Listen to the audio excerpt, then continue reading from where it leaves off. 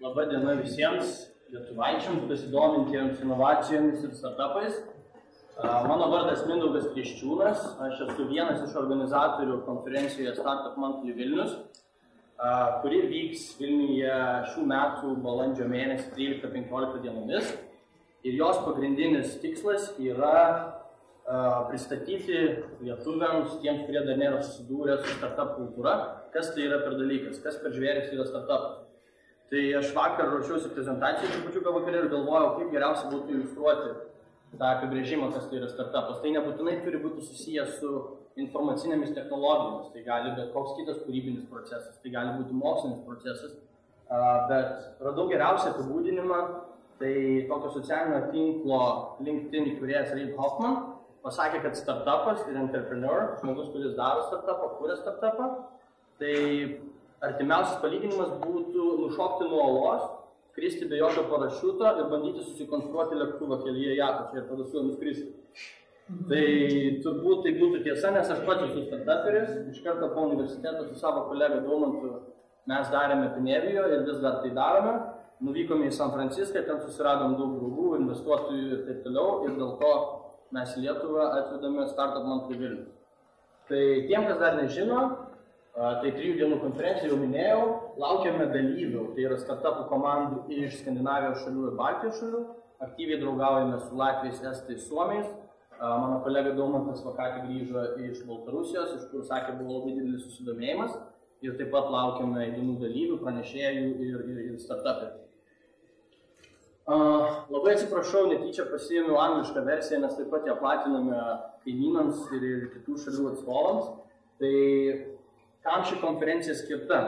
Klaidingai jau susiformavusiam požiūriui žmonių, kai mes reklamuojame konferenciją, kad tai tik tai startupam, komandom, kurios jau susiformavusios, iš tikrųjų gali ateiti pavieniai dalyviai, kurie turi idėją arba turi kažkokį prototipą, kažkada girdėjo kažkur apie startupą, bet nežino, ką iš tikrųjų su tuo daryti. Tai pirmoji konferencijos diena bus skirta būtent tiems žmonėms susipažinti ir labai neoficialioje, neformalioje aplinkoje iš tų žmonių, kurie atvyksta tiesiai į Vilnių iš San Francisco, išmokti, sužinoti labai draugiškų formatu, kaip tas startupas formuojamas, kokios yra fundamentaliosios tiesos formuojant komandą, kad tas startupas kada nors įvyktų ir galėtų pasifinansuoti ir pristatyti produktą rinkoje. Tai taip pat komandos, kurios neturi kažkokios grandies, tai sakykime, ši konferencija, kuri vyks balandžio mėnesį, yra labiausiai orientuota į IT sektoriaus kompanijas, nes šiame sektoriuje yra labai greitas pasikeitimas startupų. Jeigu kažkas nepavyko, tiesiog visi išsiskirstum ir darom kažką naujo. Jeigu mes leistumėmės į startupus tokius kaip biotechnologijų, nanotechnologijų, ten yra šiek tiek kitokia dinamika komandų formavimo. Tai sakykime, jeigu yra programuotojai arba dizaineriai, jie turi kažkokius tai konceptus, prototipus, arba netgi verslo vystytojai, rinkodaros specialistai, jie gali ateiti ir pabandyti susirasti savo draugus į komandą, kurie galėtų papildyti jų idėją ir padaryti tą produktą. Tai jau šitą papasakojau. Keletą dalykų, kuriais remiasi būtent startupų vystymo metodologija. Tai nežinau, kaip lietuviškai pavadinti Lean Startup Methodology. Jinai buvo iš tikrųjų išvystyta sunkiojoje pramonėje, ją išrado Toyotos įkūrėjai, kai prieš kelias dešimtis metų jie tiesiog negalėjo pakonkuruoti pasaulinėje rinkoje su amerikiečių, europiečių automobilių gamintojais ir kad tiesiog jų procesai ir gamyba būtų žymiai efektyvesnė, jie išrado Lean metodologiją. Tai yra padaromas didžiausias ir greičiausias progresas su mažiausiai resursų. Tai lygiai taip pat ir startupai.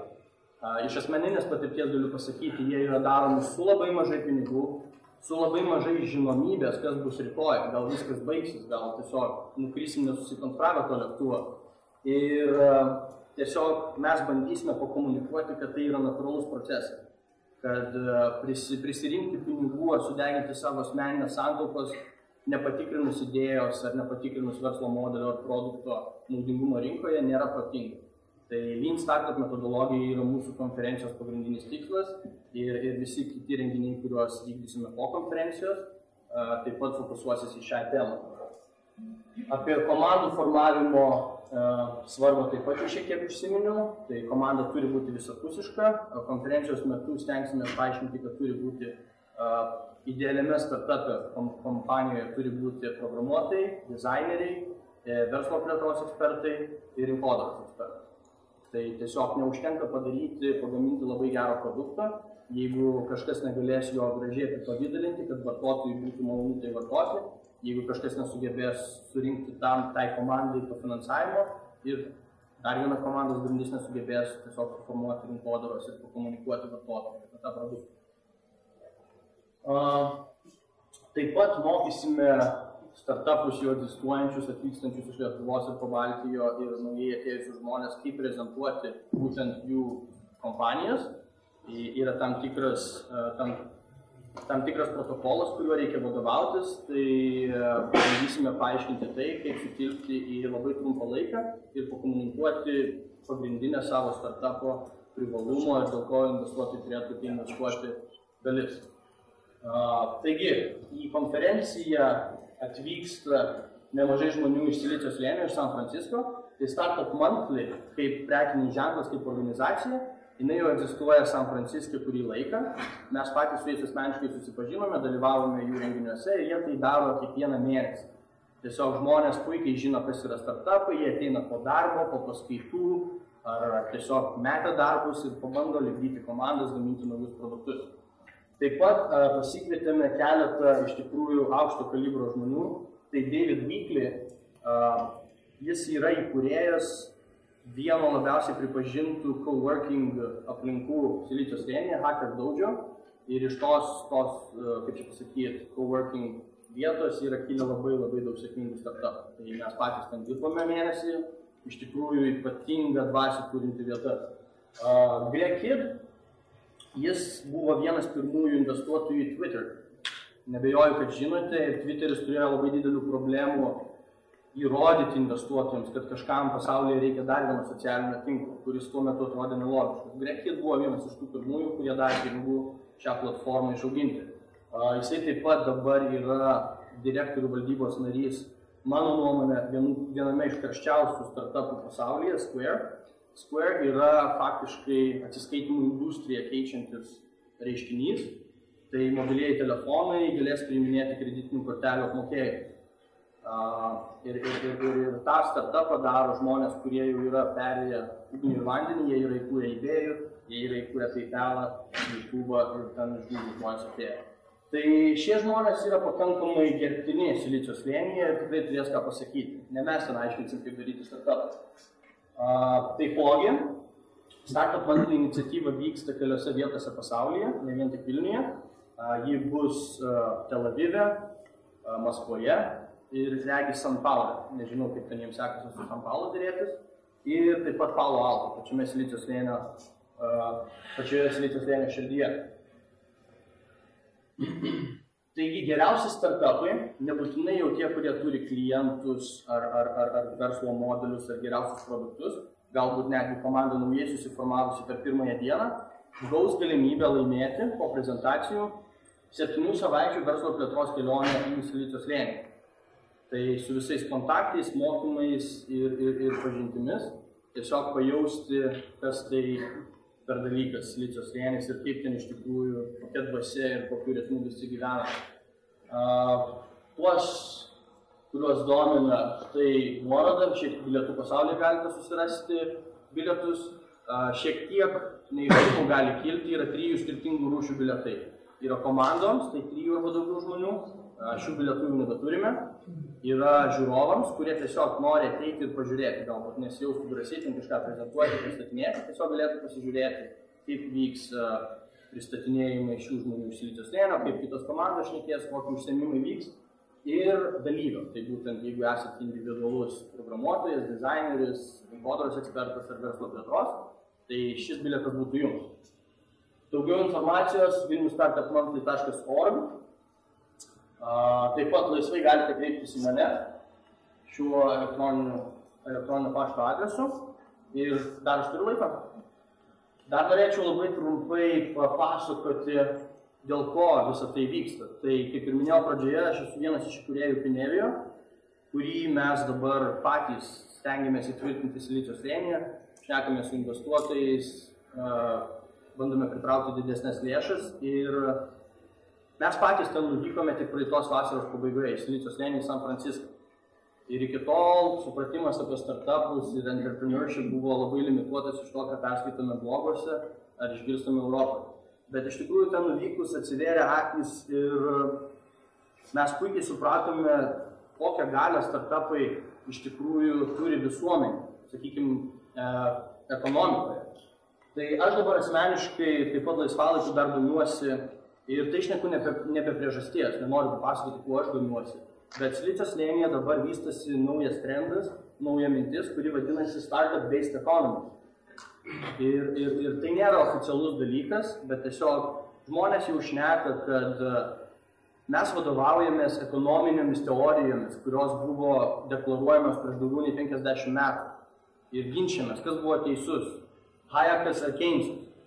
Įvyksta didelė ekonominė krizė, yra milžiniška žala ir mes tada svarstome, kuris iš tų žmonių, kurie sukūrė ekonomikos sistemą prieš daugiau nei 50 metų, buvo teisus, kai realiai pasaulyje inovuoja kiekvieną dieną.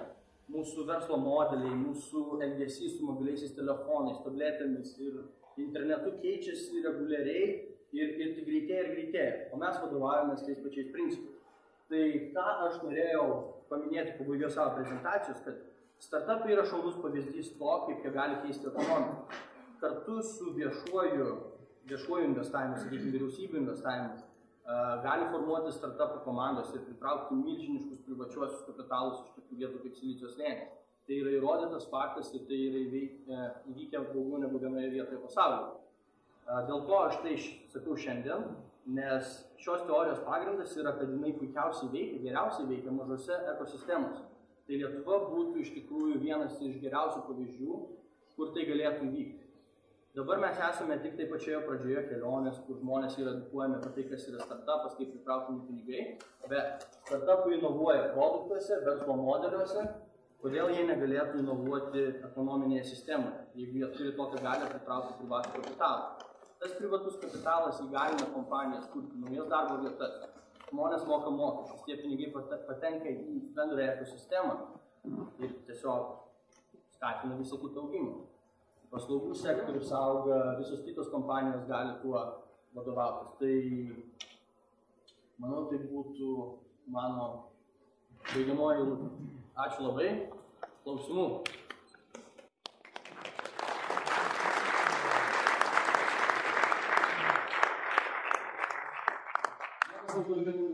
Aš turiu klausimą.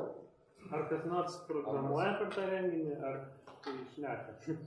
Ne, nebus fokusavimo, kad jūs ten turėsite užsidarę kažką programuoti. Bus esmė, kaip pateikti idėją.